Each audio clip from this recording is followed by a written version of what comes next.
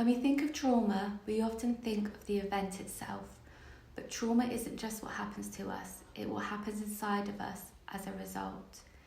It's how our nervous system responds to overwhelming stress, especially when we feel unsafe, helpless, or out of control. In moments of threat, our brains are wired to protect us. This is where the survival responses come in. And they're not conscious choices, they're automatic, instinctive, and protective. You may have probably heard of fight or flight, but there are actually 4 main trauma responses. We have the fight, flight, we also have freeze and fawn. So we're just going to break them down a little bit now. Fight is your body gearing up to defend. You might feel a surge of energy, anger, frustration, even aggression. This response says, I'll protect myself by fighting back. It's not just physical, it can show up emotionally too.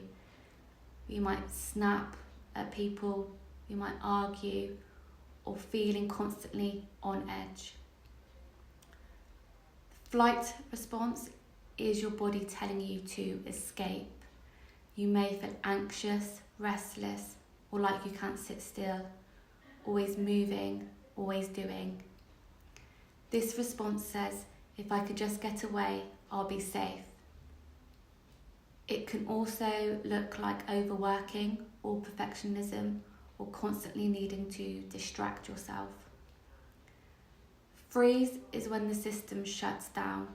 So think of it like hitting the pause button. You might feel numb, disconnected, unable to speak or move. Time might feel very slow, or you may feel stuck in one place.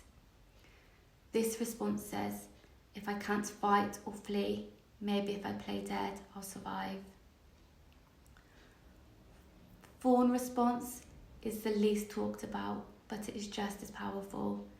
It's the instinct to appease, to please, to keep the peace at all costs.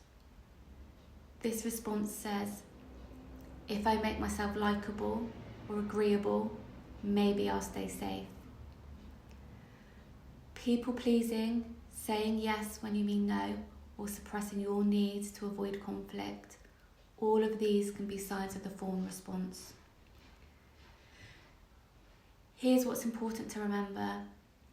These survival responses aren't flaws. They're not weaknesses.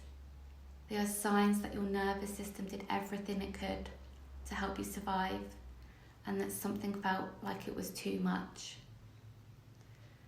But if these responses are now getting in the way of your day-to-day life, you're not alone. Support is available, and healing is possible. Understanding these trauma responses is the first step. If you'd like to find out more information, please contact us at Horizon Counselling or book in for an initial consultation, and we can explore some of this in a bit more detail and look at how we can help you.